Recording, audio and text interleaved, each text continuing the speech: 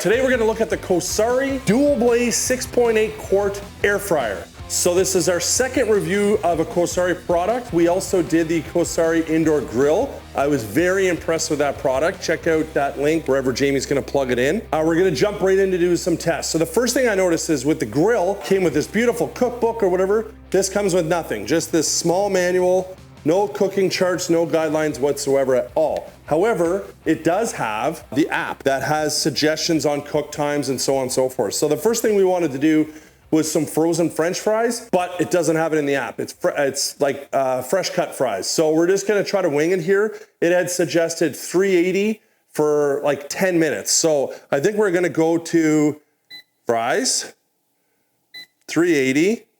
And we're gonna go air fry. So I wonder why it's got fries, and then when you click off it, we kind of lost momentum there for a second. Again, we haven't used this brand new product. So on this side, it shows chicken, steak, seafood, veggies, fries, frozen. On this side, it says air fry, reheat, roast, broil, bake, keep warm. So I thought, okay, we're doing French fries, we go to fries.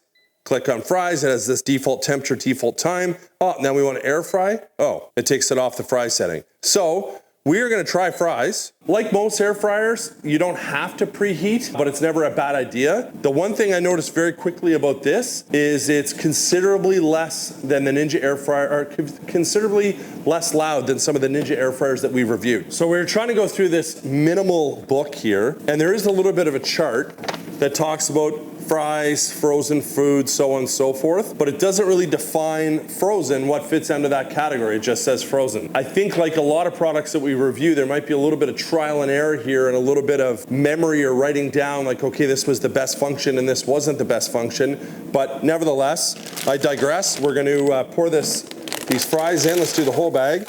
Put those in like that. It's on the fry setting. Should it be on the frozen setting? I don't know, but we're gonna find out. So Jamie's doing a quick decibel check here, and you'll see while I'm not talking that they're showing that the sound on this would be comparable to a conversation.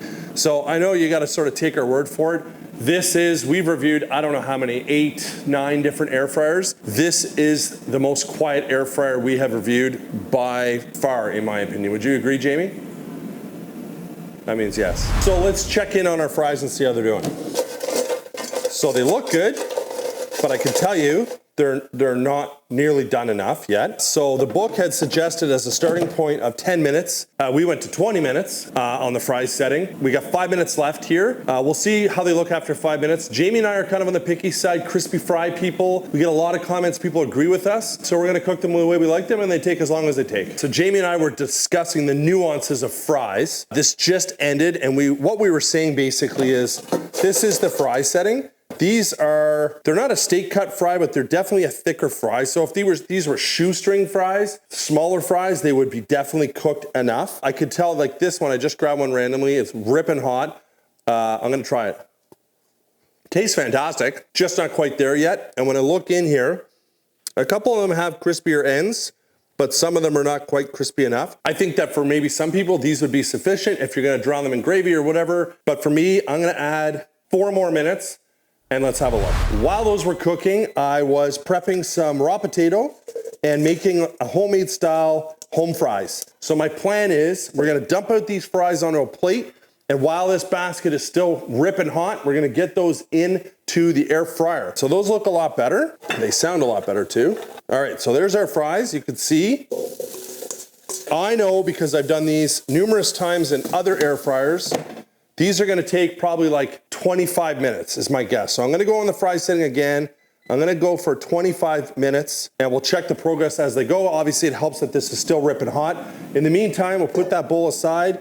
We got our fries here. The color on them is beautiful. The cook on them is pretty consistent. Like I see this one. This one, not bad. Obviously super hot. This one's on the crispier side.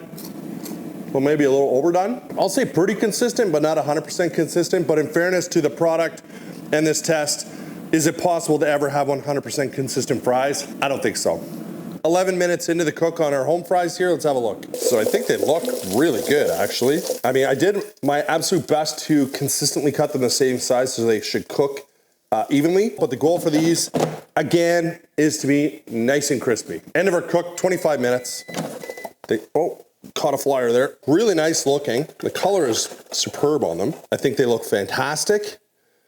I'm certainly gonna wait a couple minutes before I bite into one of those molten lava filled potato bites. These have cooled down, so let's try one. So they're not crispy, but we also have to keep in mind, these are not deep fried, right? So you're not gonna get them snap in your mouth crispy, but as far as taste, they're fantastic. Tried to bite one in half, ripped it, but you can see the potato is still fluffy. By no means is it overcooked. The cook on these are perfect. 25 minutes on the fry setting. Next thing we're gonna try are some frozen chicken nuggies.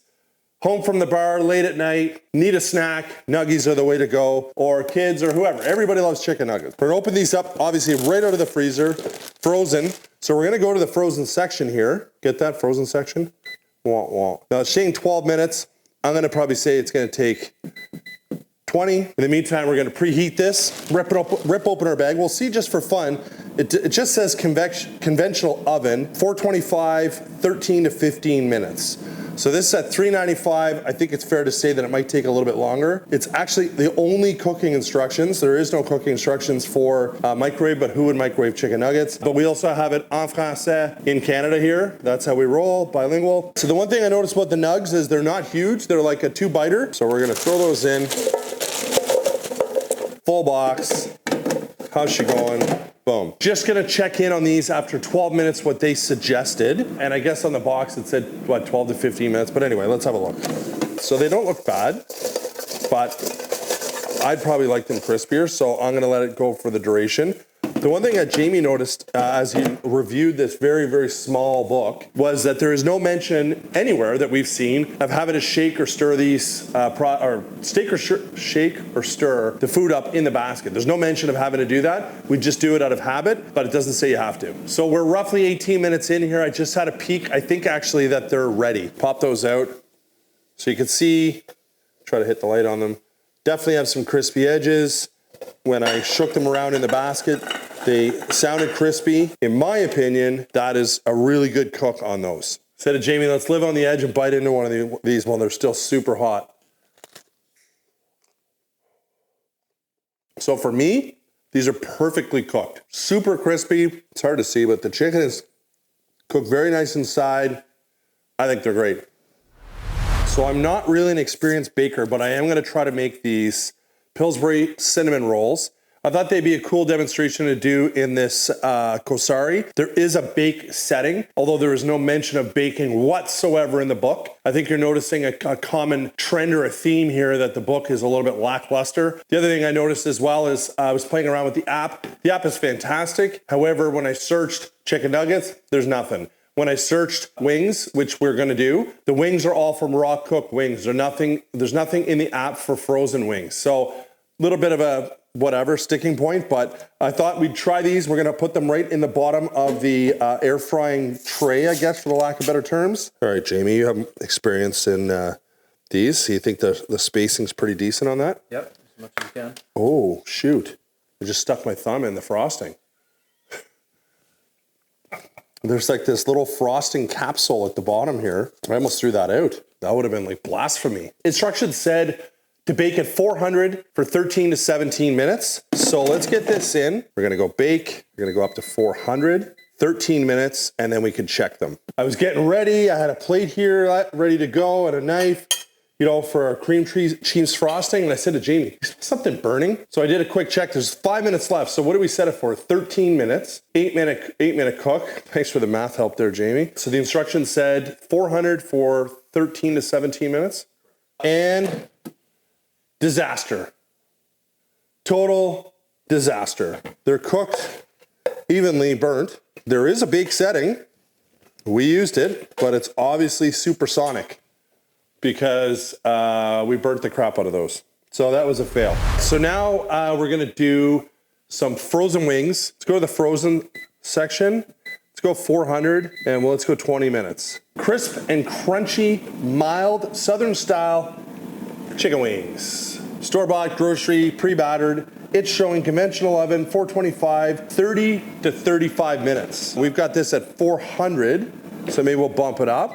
No, we won't, because 400 is the highest it'll go. So I do see that while you've got a cook going here, I thought you could, but you cannot adjust your time. So it appears on frozen, 20 minutes is the highest you can go. So if we go to air fry, 400, you can go higher. I don't know why that is, but I'm gonna not do frozen, I'm gonna go air fry. So we're roughly 17 minutes into the cook here. Let's have a look at them. Ooh. Now they look super crispy, and now it obviously helps that they're battered, but those are some nice looking wings. We'll probably check them again in maybe 5 minutes to make sure that we don't overcook them. Come on. Get in there.